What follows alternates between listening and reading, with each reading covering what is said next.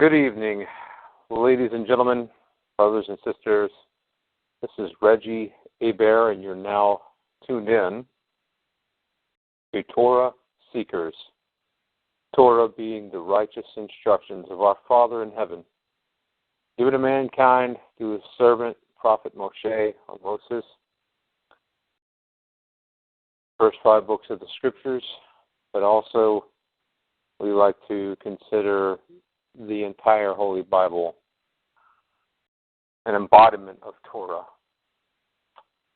And Yeshua the Messiah, the embodiment and fulfillment and walking, living, breathing example of the Torah.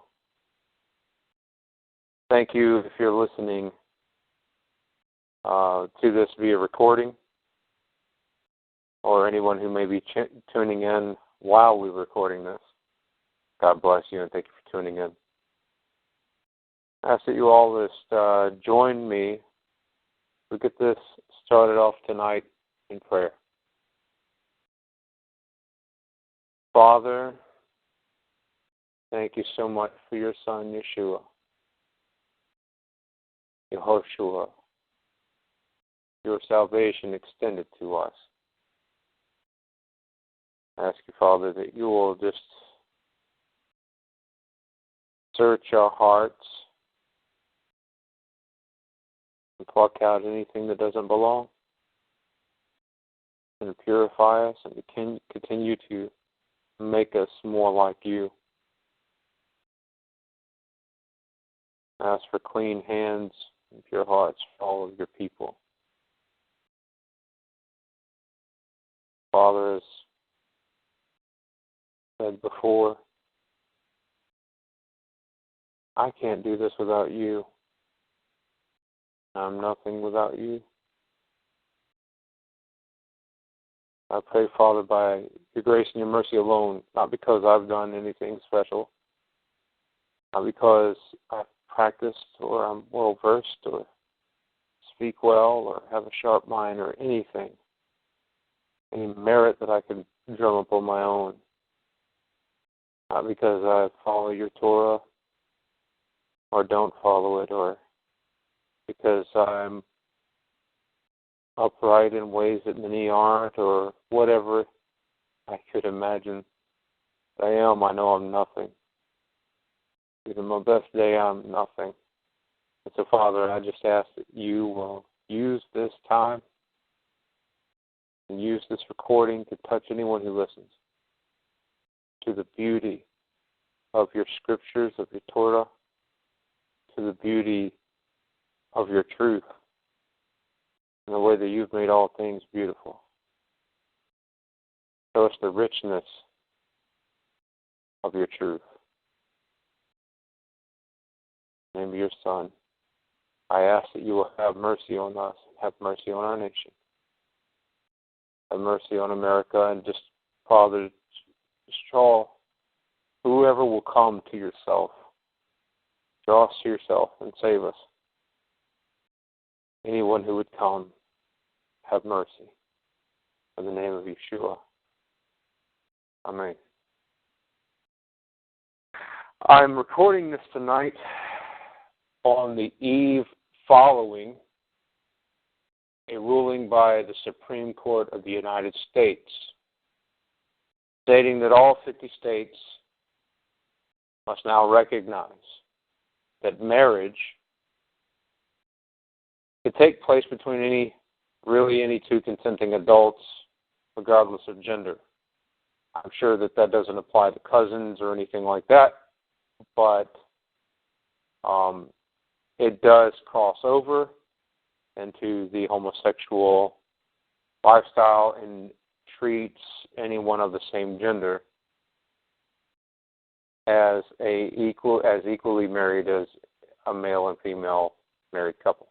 They have all the rights and are recognized by our federal government, and therefore must be by our state and local governments, recognized as married couples.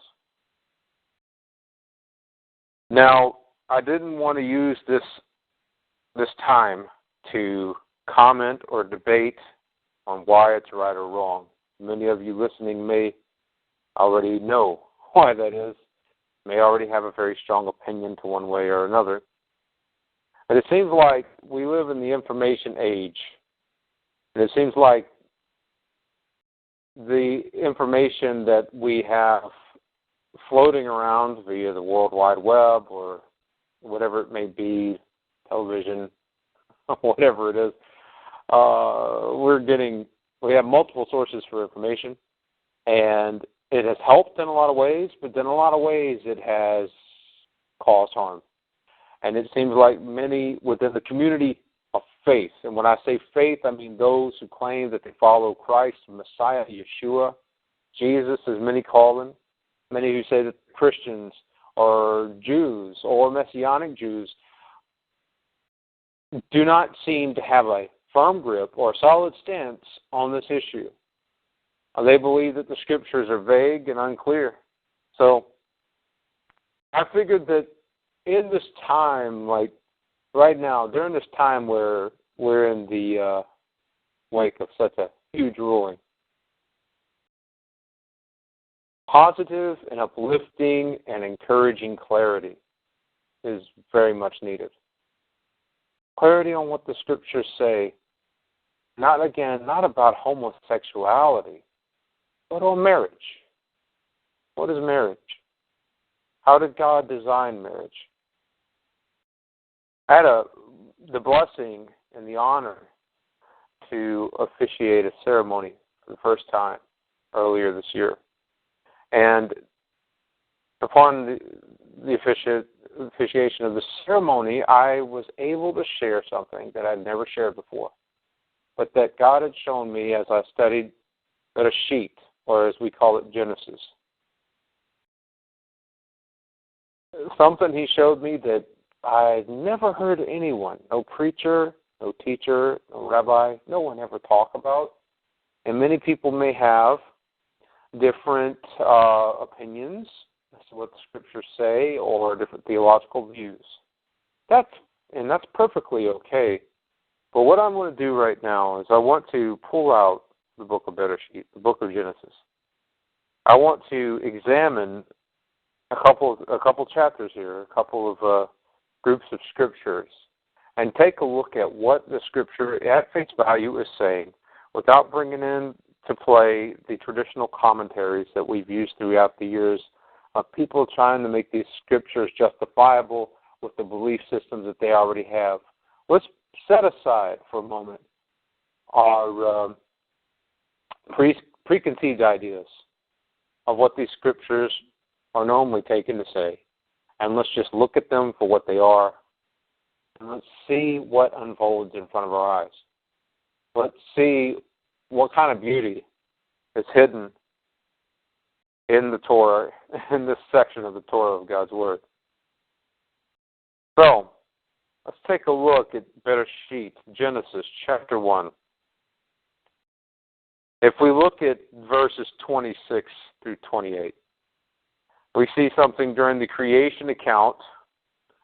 We see the very first chapter of Bereshit, of Genesis, being a chapter that basically gives you a brief description or overview of the creation of the earth. Now, we know the story on day one. Let there be light, and he separated light from darkness. We know the story. But let's take a look at chapter 26 in Bereshit, Genesis chapter 1. And God said, "Let us make man in our image, after our likeness, and let him have dominion over the fish of the sea, and over the fowl of the air, and over the cattle, and over all the earth, and over every creeping thing that creeps upon the earth." Now, what many people don't know or don't realize, the Hebrew word, whenever he says, "Let us make man," the Hebrew word for man is Adam, or Adam, as we call it in English. Yes, that's right. Many people believe that Adam is a proper name. As a matter of fact, my middle name is Adam. Although Adam is not originally a name, it's a Hebrew word that means man as in mankind, the species or the creature of man, made in the image of God. So let's keep going. That knowing that man is Adam, okay? So God created man, Adam or Adam, in his own image. In the image of God created he him. Male and female created he them. And God blessed them and said to them, be fruitful and multiply and replenish the earth and subdue it and have dominion over it, have rulership over the fish of the sea and over the fowl of the air and over every living thing that moves on the earth.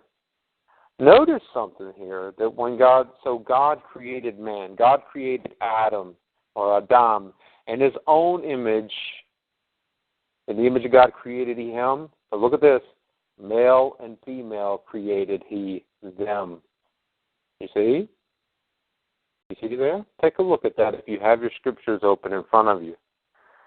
Where it says God created Adam, or man, in his own image, male and female, he created them. The plurality of man, the plurality of Adam, means it's a species able to reproduce.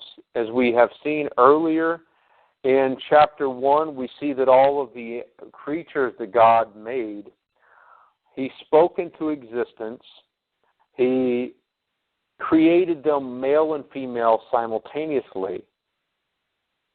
But there is a oneness between man and woman. Between the Hebrew words for man and woman, like gender related, is ish and isha. Okay? Two different words for ish and isha. Okay? And those words are different than Adam, which means mankind or man. Not man as in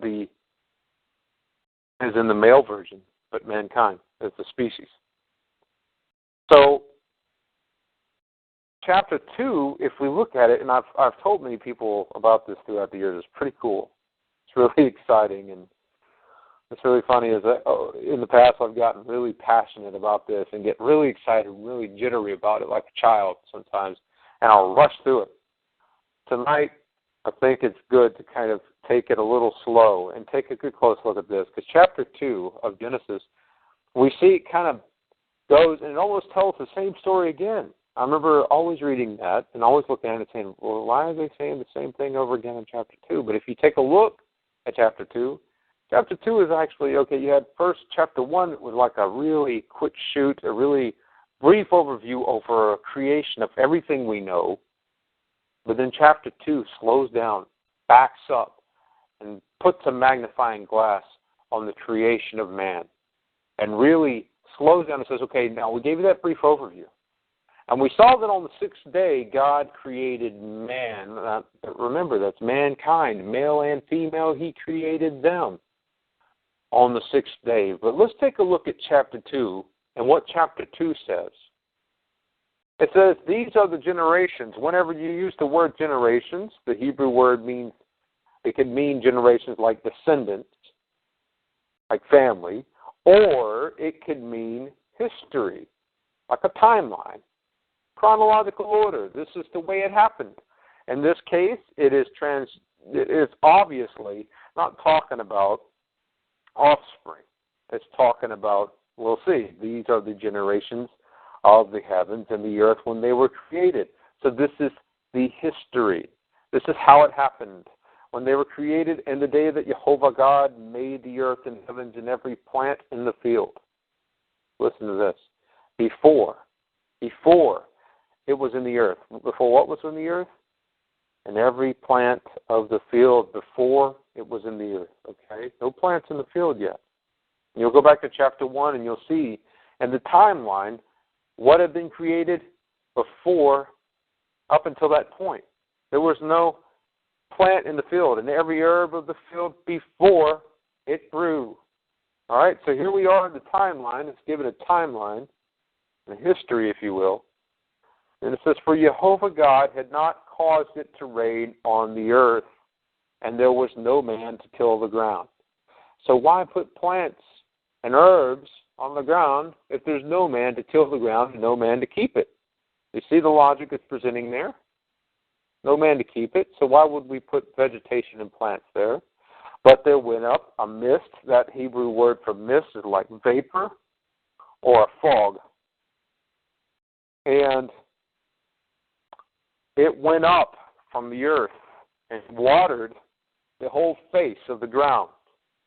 And Jehovah God, all right, here we go, formed a man. And that word, formed man, not a man, sorry, formed man, Adam, mankind, of the dust of the ground. Now you know that earth, the Hebrew word for earth, is Adamah.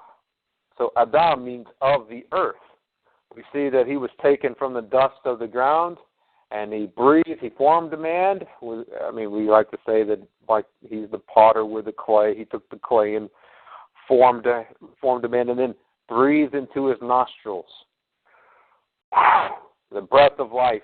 And man, Adam or Adam, became a living soul.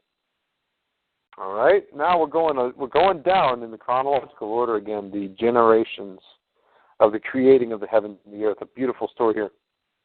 And Jehovah God planted a garden eastward in Eden, or we call it Eden a lot of times.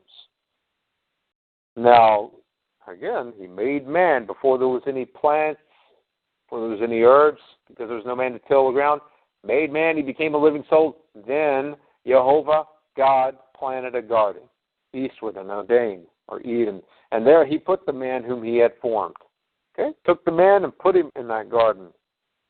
And out of the ground, Jehovah made to grow every tree that is pleasant to the sight and good for food. The tree of life also in the midst of the garden, and the tree of the knowledge of good and evil. A river went out of Eden, or Eden, to water the garden. From there it was parted and became into four heads. The name of the first is the Pishon, or some might call it Pison, but it's Pishon. That is it, which encompasses the whole land of Havilah, where there is gold. And the gold of that land is good. There's bdellium and the onyx stone. And the name of the second river is the Gihon. The same is it that encompasses the whole land of Cush, or Ethiopia, as we see it in many English translations. The name of the third river is the Helikel, or the Helikel, as we might say in English. That is it which goes toward the east of Ashur, or Assyria. And the fourth river is the Parav. We see in a lot of English translations the Euphrates River. And Jehovah God took Adam, the man, and put him into the Garden of Eden, to dress it and keep it. You see? And Jehovah God commanded the man, saying, of every tree of the garden you can freely eat. Have all you want. Have all you need. But of the tree of the knowledge of good and evil you shall not eat of it, for in the day that you eat of it you will surely die. And Jehovah God, and this is where it gets really cool. God said, this is our Maker speaking here, it is not good that the man should be alone. I will make him a companion for him. A lot of the older English versions say things like a helpmeet, a helper that is just right for him. Okay, so what does he do? What does he do after he says that? It's not good for man to be alone. Now, whenever our Maker makes an observation, you know it's a true and good and just and right observation. He looked down and said it's not good for him to be alone. You notice that he didn't say, I'm all he needs. No, he said it's not good for the man to be alone. So what did he do? He said, I'll make a helper for him. What did he do? How did he go about it? And out of the ground, Jehovah formed every beast of the field and every fowl of the air and brought them into the man to see what he would call them. And whatever the man called every living creature, that was the name of it. And the man Adam gave names to all the cattle, to all the fowl of the air, to every beast of the field. But for the man, for Adam, there was not found a companion for him. So notice, if you go back and you reference this to chapter 1, you see male and female, he created all the animals instantaneously, brought them up out of the earth, created them out of the sea, spoke them into existence, male and female, ready to reproduce, ready to go be fruitful and multiply, okay? Brings them all to the man. The man gives them names, but there's still no companion, no helper, just right for the man. Okay, so the man is made in the image of God. He's the only creature in the world that was handcrafted, the only creature in all the world that had the breath of God, the ruach, the spirit, and ruach. That Hebrew word means both breath and spirit at the same time, of God in him. You see, when God breathed into him, it was a very special thing that happened, a very special creation made in the image and likeness of God. But there's still no companion on this earth that was made from the earth like he. It was right for him. So then, Jehovah God caused a deep sleep to fall on the man, and he slept. And he took one of his ribs. That Hebrew word for rib is actually, it means like side, one of his sides. And you'll see why I'm going to hint toward that in just a second. He didn't just pluck a little rib bone out of him, okay? He says it took one of his ribs and closed the flesh up in the place of it, and with the rib, or the part of the side, which Jehovah God had taken from man, he made a woman, and that's that's Isha, and brought her to the man. And the man said, this is now. And this is why I kind of pause for a second and I say, part of his side. That's what the Hebrew means. Sides, one of his sides.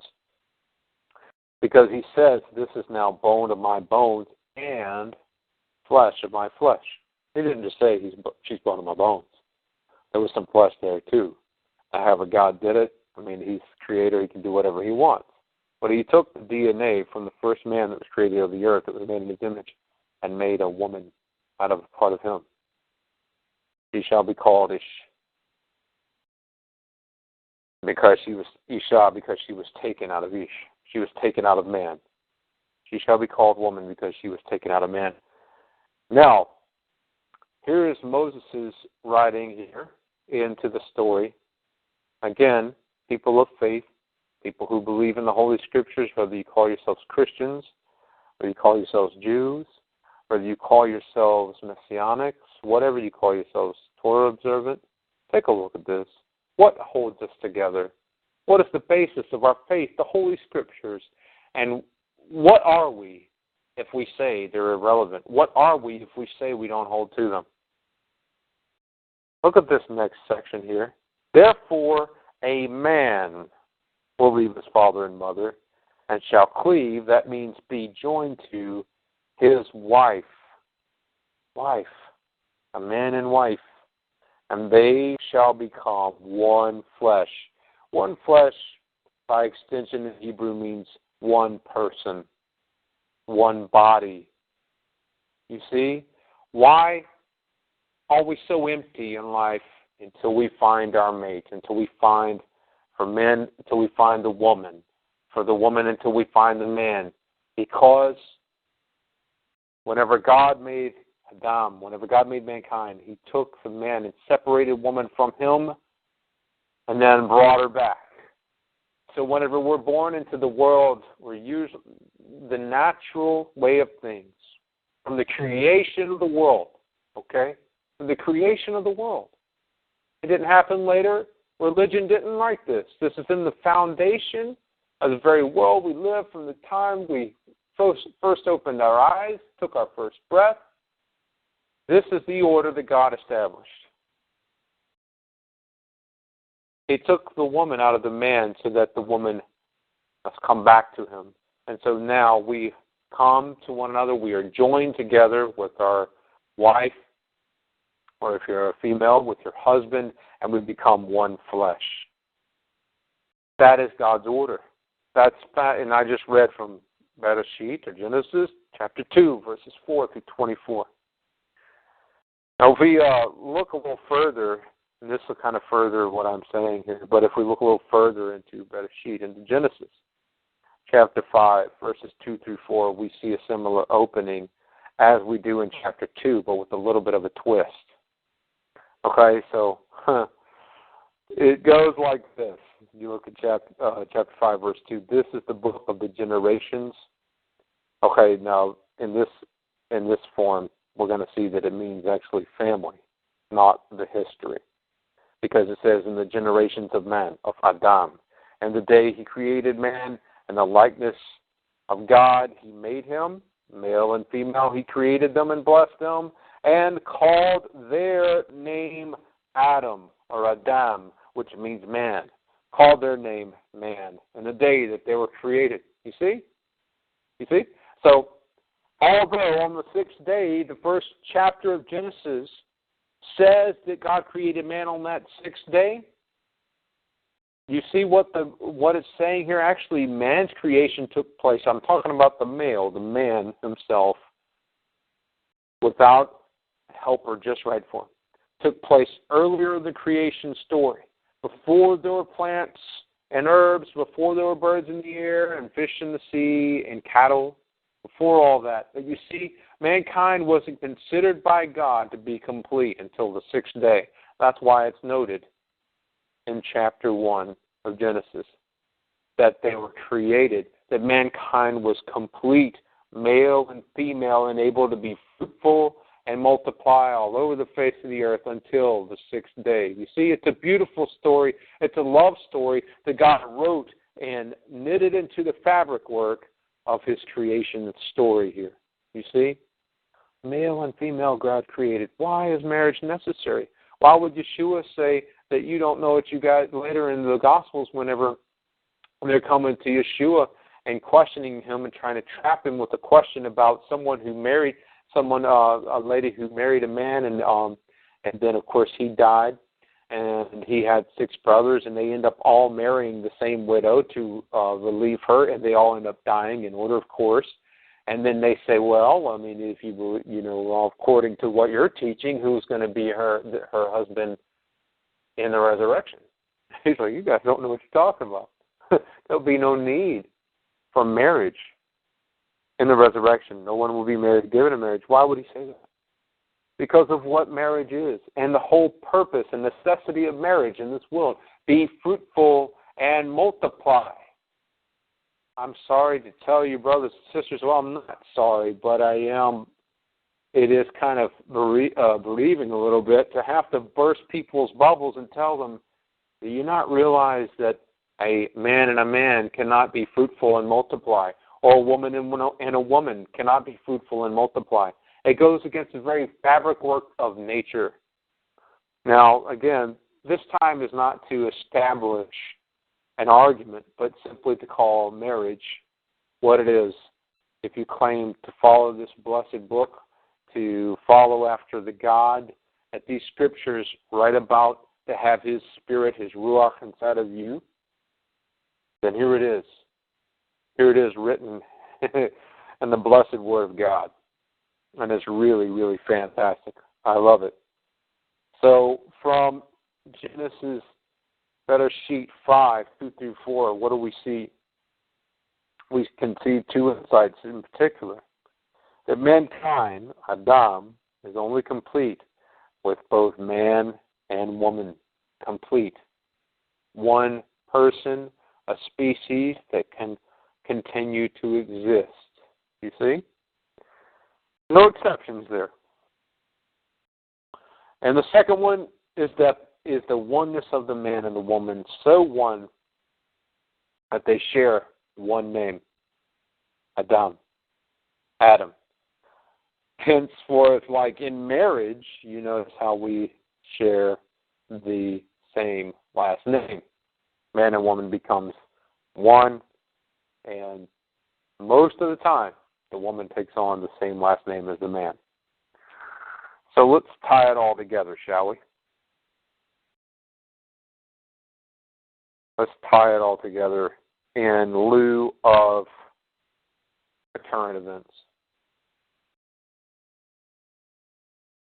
I share this with you, again, not because I'm wanting to argue with people or debate with people. Obviously, the law of the land is giving people what they want. And there's enough people in our country that want to redefine marriage, that it's been done so. So what I want to encourage you, my brothers and sisters and friends listening to this, to do, not to get engaged in battles and arguments with people who have already decided what they believe and what they want. I wrote something earlier today. I would like to read it to you and conclude with this. It's entitled, "What is Love?" It's simply my thoughts about everything, because really, what can you do whenever the law of the land is set forth and it goes against everything you believe in regard to marriage almost? It says, what is love? Does it mean that we will always agree? No. Does it mean that we are the same? Of course not. Does love mean that I will believe whatever you believe, support everything you do, or stand behind every movement that you're a part of? Well, what do you think? Love does not make us carbon copies of one another. Love does not require us to be yes men to what everyone else is doing. I do not have to believe what you believe to love you. I do not have to support what you do to show you respect. Love means that no matter what you may think, believe, or do, even if you become my enemy, that no matter what, I can still choose to wish you well and extend to you the same kindness, mercy, and grace that I know that I need every day. Love doesn't dismiss morality. Love establishes it. Love does not destroy life. Love protects it. Love does not transform or change truth, but rather is one with it. Does the world misunderstand what true love is? I think so. I say we should show them the truth by the way that we live. What say you? You have heard that it has been said, you must love your neighbor and hate your enemy. But I say to you, love your enemies. Bless them that curse you. Do good to them that hate you. And pray for them which despitefully use you and persecute you, that you may be children of your Father which is in heaven. For he makes the sun to rise on evil and on good, and sends the rain on the just and on the unjust. For if you love them which love you, what reward do you have? Do not even the publicans, the crooked tax collectors, do they not do the same? If you salute your brethren only, what do you do more than others? Do not even publicans do the same? Be therefore perfect, even as your Father which is in heaven is perfect. And that was Yeshua the Messiah, Jesus Christ, in the book of Matthew 15, 44 through 46. As the Father has loved me, so have I loved you. Continue in my love. If you keep my commandments, you dwell in my love, even as I have kept my Father's commandments and remain in his love. These things I have spoken to you, that my joy may remain in you, and that your joy may be full. This is my commandment, that you love one another, as I have loved you. And greater love has no man than this, that he lay down his life for his friends. You are my friends, if you do whatsoever I command you. I no longer call you slaves, for the slave does not know what his master does. But I have called you friends, for all things that I have heard of my Father I have made known to you. You have not chosen me, but I have chosen you, and appointed you, that you should go and bring forth fruit, and that your fruit should remain, that whatsoever you will ask of the Father in my name, he may give it to you. These things I command you, that you love one another. If the world hate you, you know that it hated me before it hated you. It's another quote from Yeshua, from John 15:9-19. For God so loved the world that he gave his only begotten Son, that whosoever believes in him should not perish, but have everlasting life. But God didn't send his Son to the world to condemn the world, but that the world through him might be saved. The words of our Messiah, John, chapter 3, verses 16-17. Brothers and sisters, if we can love and be a light to the world and show by, not just by words, but by action, by deed, love the unlovable, help the unhelpable, as it might seem,